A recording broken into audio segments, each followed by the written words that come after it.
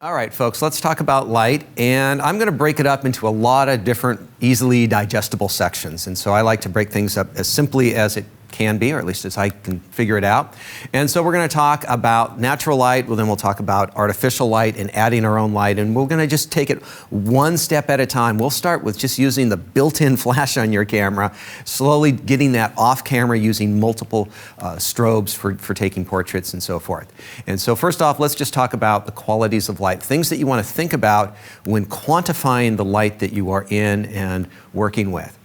First up is the direction of the light. Where is the light and how does that affect your subject? Where are the shadows going to be? Where are the brightest portions of that subject going to be? Next thing to think about is the size of the light source.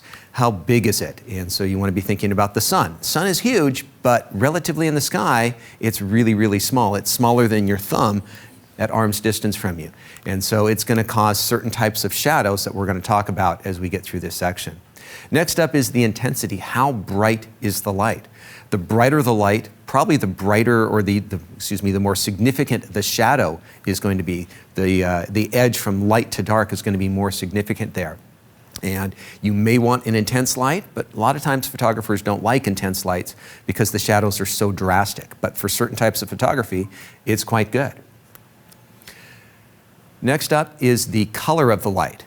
And so we'll deal with that with different types of light bulbs. We'll deal with it with the sun in the morning or in the evening. It's a different color than it is in the middle of the day. And so those are 4 different things to consider in any type of light situation that you're analyzing. So let's talk about natural light. And so there's a lot of ways to break up natural light. And so I might do it a little bit differently than most people, but that's good. Variety is good. Now, in many situations, the ideal that I would like to have is I would like to choose a subject. Okay, I'm going to shoot this thing, and this is the type of light that I would like to work with, and then I would go out there and I would shoot that. Fact of the matter is that pretty much never happens with me. What happens is that I decide that I want to go shoot something, I go to shoot it, and whatever light happens to be there changes how I shoot it. I adapt to the conditions that are at hand. And that's because I do a lot of outdoor and travel photography, and there's just not a lot you can do about light other than coming back at a different time. And I will do that if I really don't get what I want. But I've always found it best to just go, okay, this is the hand of cards that I have been dealt. What is the best I can get out of this particular dealing right here? And that way you can almost always walk away with something rather than saying, I have to have the light this one way and I'm not going to come back until I get it. Sometimes that works when you need a very, very specific type shot. But for being a general photographer, it's good to be able to squeeze out something good of any situation that you can get yourself into. Now, there are different types of light. We're going to talk about natural light first, artificial light. We have speed lights, which are specifically lights that you would put on your camera. And they're generally called speed lights, not flashlights. They actually fire very, very fast, which is why they are called speed lights. Strobe units are the types of things that you would put in a studio and you would fire with. And then there are light bulbs, which is what the world is filled with. That's just kind of the entire other category that you can also use.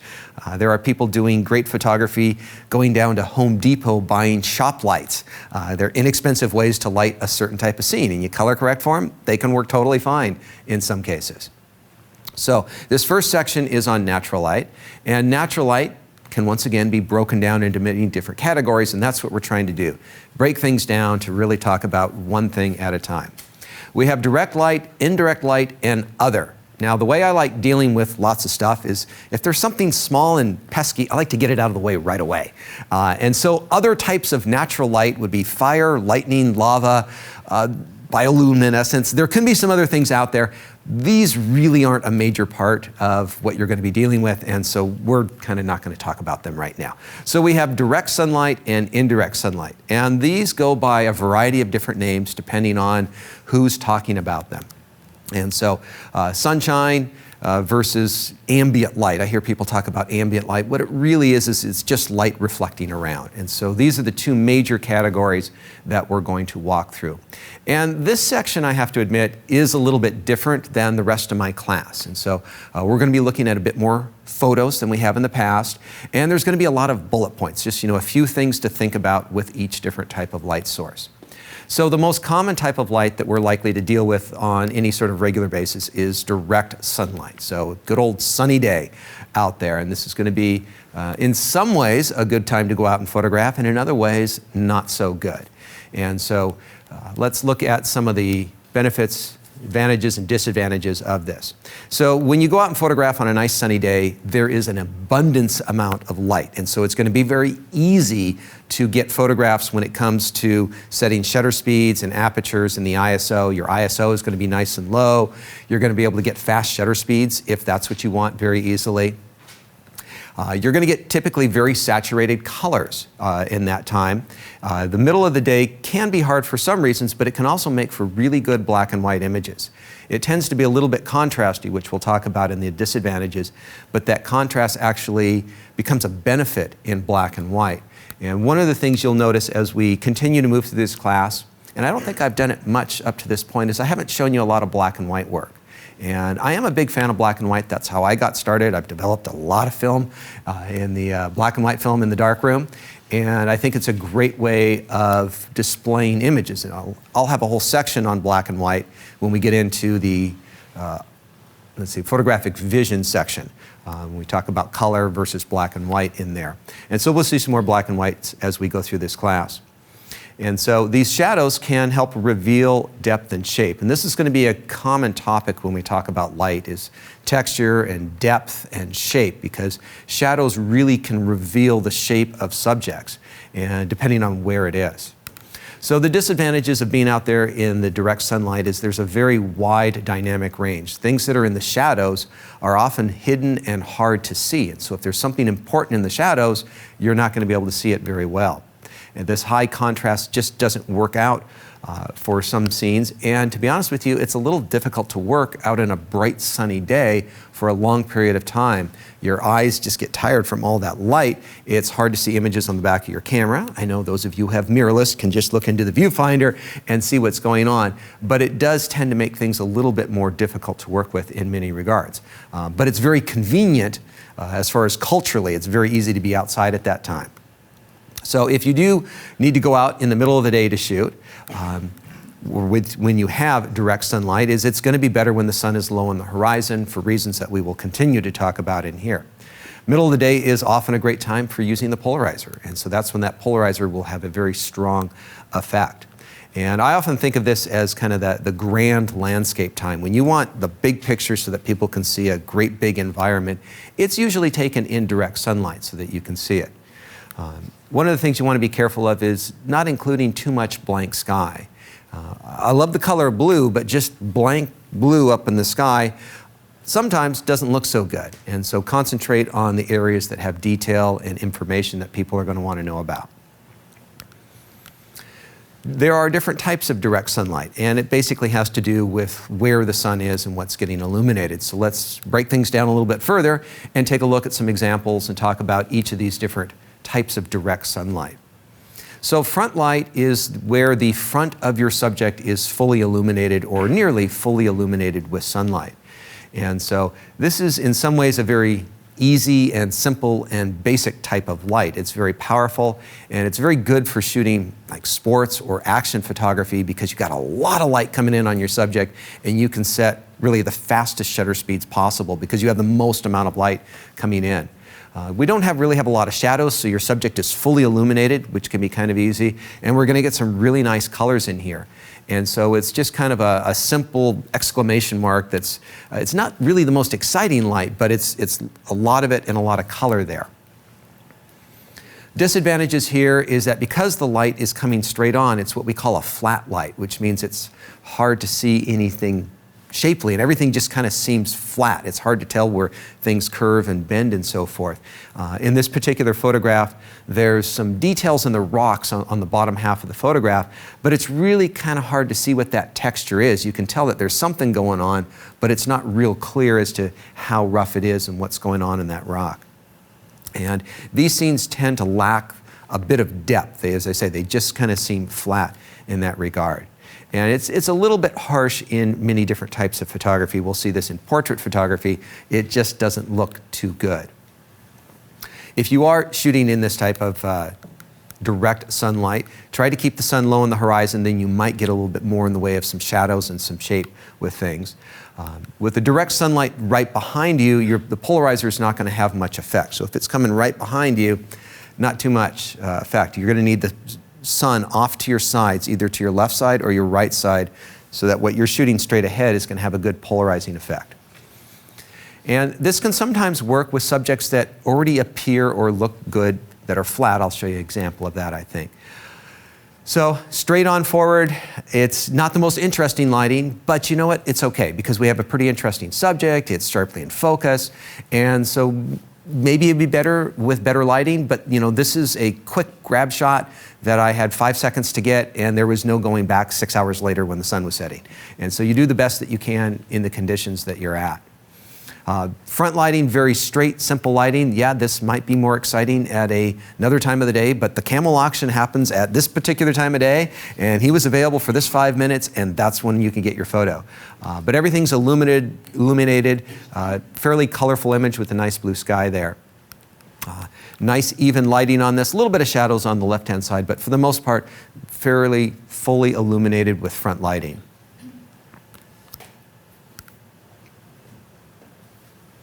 Next up is side light, and this would probably be one of my favorite scenarios for shooting in. If I can get to work in side light and get my subject looking good in side light, that's often going to be some of the most interesting type of lighting. And so light's simply coming from the left or the right-hand side. And now we're going to have a little bit of texture and depth. As those columns go up and down and that light wraps around them, you can really get a feel for that round column much better than you did when the light was just flat on the front of it. You're going to get some great effect with your polarizer because the sun is to the left and right of you. Going to work very good when the sun is low on the horizon once again. And this is going to really help separate a subject from a background so that you can see clearly kind of the depth and scope of that particular scene. And the person who's looking at your photograph will have a much better feel of what it was like to be there and experience that particular scenario. And so up at Mount Rainier, side light coming in, and the snow's starting to melt, and there's all these sun cups in there, and I'm thinking that's light to shadow just looks really interesting. There's kind of a fun pattern in the foreground of that snow. Now, relatively speaking, it's only available for a short period of time. I know when I go up to Mount Rainier to shoot, which is one of my favorite places to go, the sunrise and the good time around sunrise is around an hour in the morning and an hour in the evening, and then there's like this 12-hour period where it's not quite as interesting. And so you want to be in place to shoot at that time. Limited shooting direction. So some places on Mount Rainier, you can go up in the morning, but you're going to hit front light, depending if you're on the east side or if you're on the west side. You got to go there at sunset and you'll get front lighting. And so it does kind of force you into thinking about where you point your camera to get that side lighting. So this is a good time to have your polarizer ready. As I've said many times, the word polarizer will come up a lot of times. I know that I'm repeating myself here, but sometimes it's just good to keep it in there because it's part of what you should know for this particular subject. Let's see, what else in here do I want to talk about? And so keeping the sun as low on the horizon as possible will often will allow you to get as many of those shadows in there that aren't too deep. And the shadows can be good and shadows can be bad. If anyone's new to photography, you might be like, does he like shadows or not? And there are certain types of shadows that are good. If they're not too deep and you can see into them and it doesn't go too drastically from bright light to shadows, then it's often good. Now there's always exceptions and there's different types of photographs.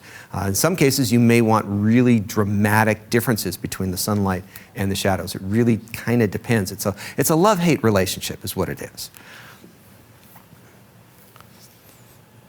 Nice side light coming in, very good use of polarizer in there. More side light really gives you a feel for the shape of the face. More side light, some areas in sun, some areas in shade. You get a good feeling for the landscape, the texture of it, the depth of it. Being in the right place at sunrise or sunset, with the sun to your right or to your left, that's where you're going to get some nice play between the light and the shadows. This was at a restaurant in, I believe it was Turkey, and She was just, she was rolling, I don't know, something for the meals that we were eating, and she was sitting on the ground, but she had this beautiful window that she was just sitting behind. She didn't need to move a single inch. She just had perfect light on here. But that little bit of light on one side of the face just gives you a little bit of texture on her face and gets a great feel for the shape of it. One of the trickier types of light to work with is backlight. And so obviously the subject is illuminating the backside of your subject, and so you're kind of shooting the shadowed side of a subject. The advantage to this is that anything that is transparent is going to let a little bit of light through and give you some highlighting, some rim highlighting effects that will help separate your subject from the background. If we can see in this photograph, her hair is partially backlit, and it's really separating her head from the background, the dark background there. And so it really stands out from the background in that case. Now, the front of her is all evenly illuminated. It's not mixed in bright sunlight and deep shadows in any case, and so you can have a nice even exposure for a subject. In that case, you are kind of blowing out some of the highlights, which is perfectly fine. They're not as important. So once again, looking for things that are transparent here. Now, it can be a little bit tricky to get the right exposure, and this is where manual exposure will probably do a better job once you've done a couple of test shots to make sure that your photos and your histogram are all making sense and getting the right exposure. Do watch out for flare, because when you are shooting into the sun, that's where you're most likely to get flare.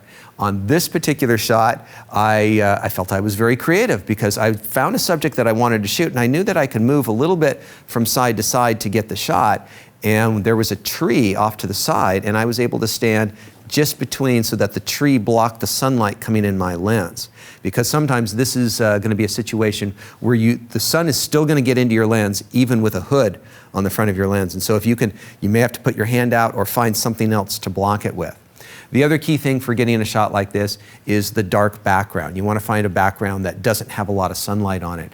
And they're kind of unusual situations where you have this light subject with this dark background, but it's something we'll talk more about later on in this class. So we got our transparent subjects. It's going to work better when the sun's low in the sky. We talked about blocking the lens there and then finding those dark backgrounds. And so in this case, Tiger's got this rim lighting around the edge, which really separates it from the dark background on the ground behind it. Gentleman on the left is evenly illuminated, nice even lighting on the face. You can really see him very easily. And notice that rim lighting coming around his hat and his arms really separate him from the background, giving it almost a 3D effect. And it's nice to be able to separate your subject that much from the background. When there's dust in the air and things like that, that's something else that's going to help scatter the light that adds a little bit of atmosphere to the shots. Arches National Park, these are rock fins, and you can see great detail in here because it's pretty much all in the shadows, but we have those just little hints of rim lighting coming around the edge that separate one fin from the next. Some wine bottles illuminated from behind. There was actually a cloud that moved in front of it, and so this is without that backlighting. This is just kind of ambient lighting that's bouncing around here, reflected light, and having that lighting coming through those wine bottles is really nice because that's going to add a little bit more color and sparkle to those. Direct overhead light, not the favorite light for most photographers. And so sun's high up in the sky. There are some advantages. You can wake up at very convenient hours and get lazily out of bed, start the day at 10 o'clock in the morning or something.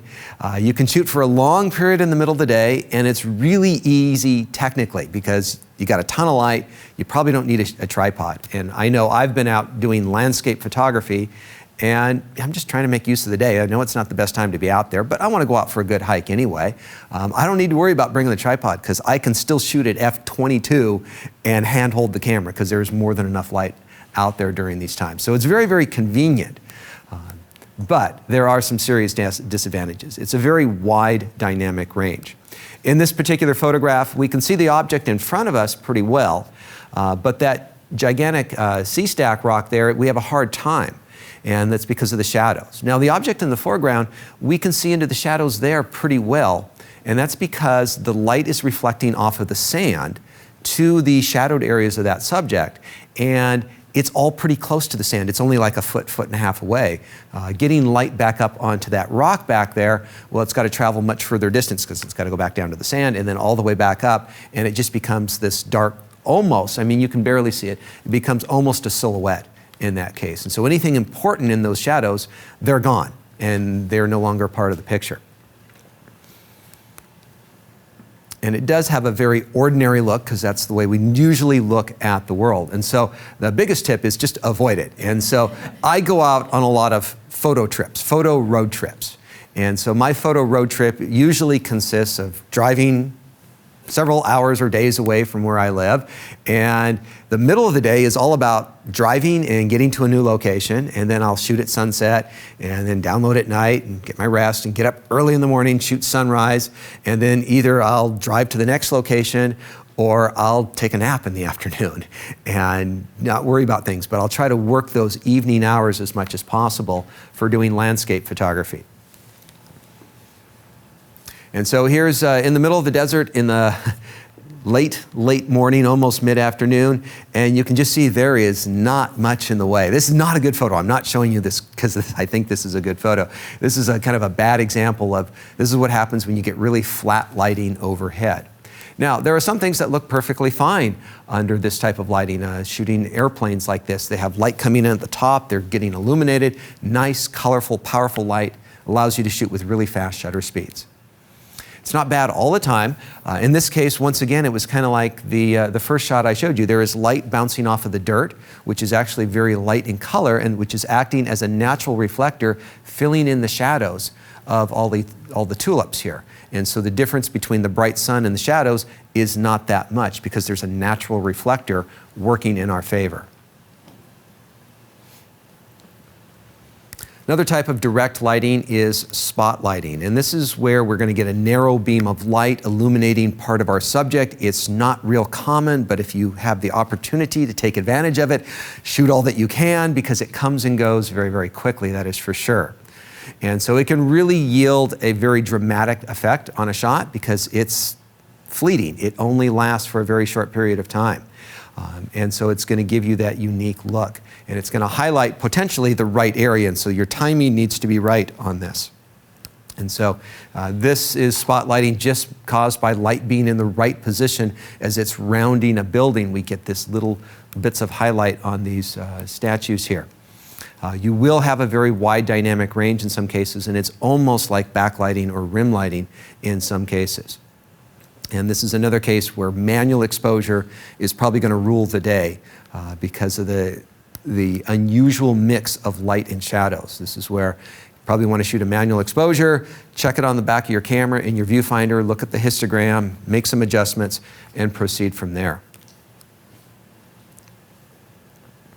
So as I say, get the camera out of the auto exposure mode. In many cases, you don't need to worry too much about a few hot spots. I know some people have the blinkies turned on the back of their camera. And it's not that any blinky is a bad thing. It's just kind of a warning that there may be a problem. And then it's up to you to decide how much of a problem is this one little area that's blinking. If it's half the photo, you really want to take a good look at that because that might be a problem. This is one of those areas that exposure bracketing might come in handy. We talked about that back in the exposure section and shooting a series of 3 or potentially 5 or more shots depending on how extreme the situation is because you want to take advantage of these and you don't want to miss that exposure when you're out there. And just be aware of your environment and what's going on with where the sun is. Maybe you're deep in city blocks, but the sun's going to hit a certain gap that's going to illuminate a street in a certain way, or you see a cloud pattern where it's kind of opening up and you're going to see that light's going to come in. It's kind of, I'm fascinated by the weatherman on TV because they give you a prediction of the weather, and I'm trying to become a light predictor. You know, what is the light going to be like in an hour or tonight? And so I'm constantly looking at the clouds and the weather to see, are we going to have good conditions? And it's really, really hard to predict. I don't know if anyone saw the light coming in today, but we had some really cool light coming in today, but didn't have time to shoot today. Got to take care of business today. In Athens, the Colosseum, or not the Colosseum, the Parthenon or Pantheon? Does anyone? Parthenon. Up on the hill here, as the sun comes up over the horizon, it's going to strike things that are highest first.